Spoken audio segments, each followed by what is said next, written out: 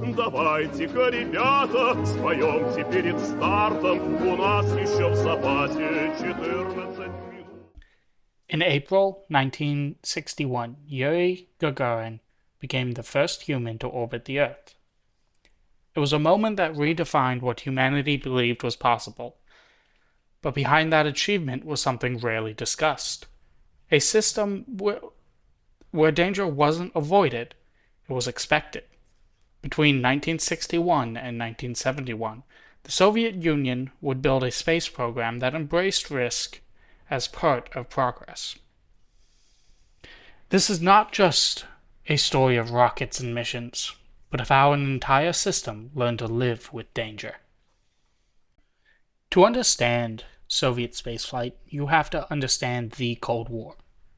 The space race was more than a technological competition. It was ideological warfare.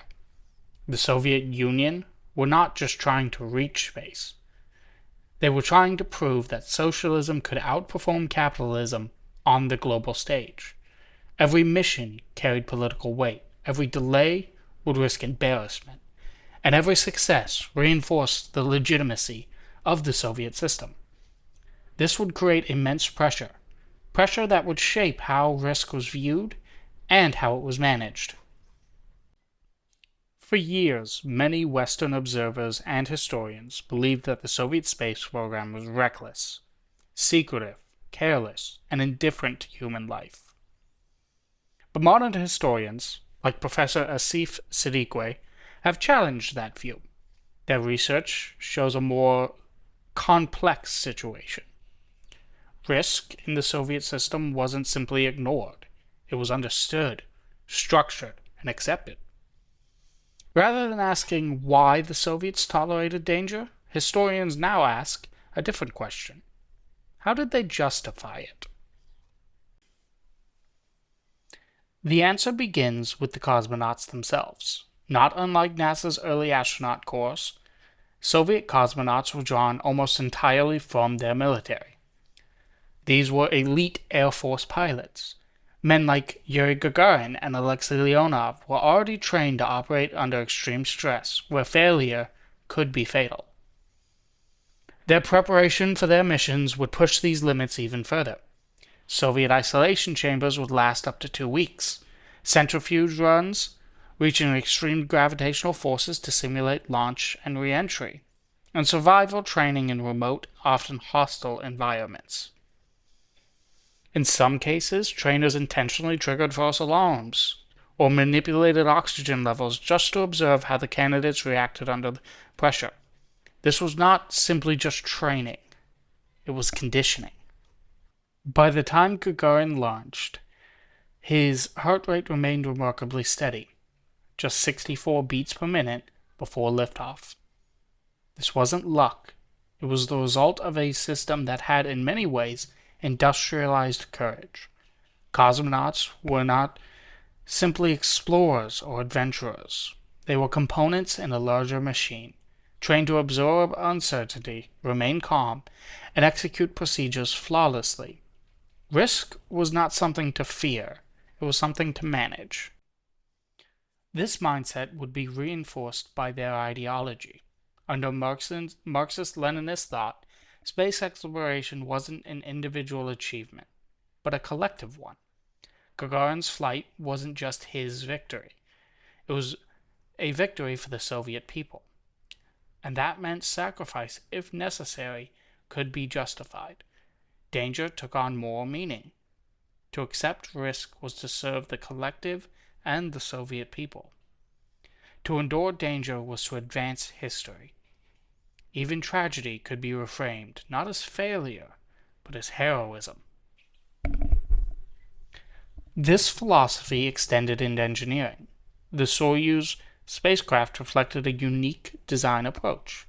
Instead of relying on complex automation, Soviet engineers simplified systems to reduce weight and improve efficiency. But that simplicity would come with a cost. Critical data, like oxygen levels or fuel reserves, were not always visible. Cosmonauts had to actively retrieve it. In emergencies, this meant navigating complex systems under intense stress. As Leonov later explained, pilots needed to carry a complete mental map of the spacecraft. The human wasn't just the operating system. The human was the backup system. Inside the program, engineers were well aware of these risks. Designers like Sergei Korolev, who is often credited as the father of the Soviet space program, worked under constant political pressure to meet ambitious deadlines. After his death in 1966, that pressure would only intensify. Historians note, and engineers at the time, that no successor had the authority to resist demands from the Kremlin, quite like Korolev. At the same time, competition between design bureaus that splintered upon his death and bureaucratic fragmentation increased the chances of failure. Risk was no longer just technical. It was institutional. On April 23, 1967, Vladimir Komarov launched aboard Soyuz 1, and almost immediately the mission began to unravel. Solar panels would fail to deploy, navigation systems would malfunction. Ultimately, the mission would be scrubbed, and the decision to bring Komarov home was made. Vladimir Komarov would attempt to re-enter Earth's atmosphere, and finally, on the 18th orbit, would succeed. However, his problems would not end there. The parachute system meant to slow his descent would ultimately fail. The backup, when it deployed, would tangle.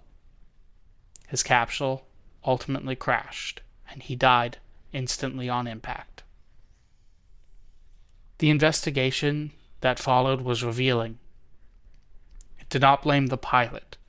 It identified its systematic problems, design flaws, inadequate testing, and quality control failures. The Soviet response to this tragedy was methodical. Parachute systems were redesigned, testing protocols were expanded, and uncrewed missions were prioritized before returning to human flight. Cosmonauts were briefed in detail on what went wrong and trained accordingly. Risk was not eliminated, but it was studied, adapted, and managed.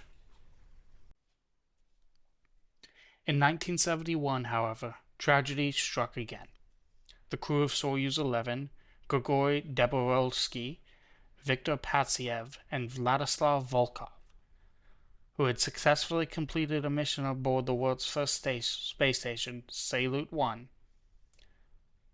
would suffocate in their capsule. During re-entry, a valve would open prematurely. The cabin would depressurize in the vacuum of space, and within seconds, all three cosmonauts were dead. Once again, though, the Soviet system would respond.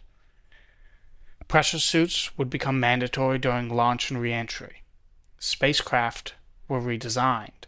Life support systems improved. Even the crew size was reduced from 3 to 2. These changes demonstrated something important, however. The system did not ignore failure. It learned from it, even if political pressures never fully disappeared. Between 1961 and 1971, the Soviet space program operated in a world where danger was simply unavoidable. But that danger was not treated as chaos. It was structured, justified, and ultimately accepted. Cosmonauts, engineers, and their leaders all understood these risks. Yet they moved forward anyway, because in the Soviet vision of progress, the future wasn't reached by avoiding danger, but by confronting it.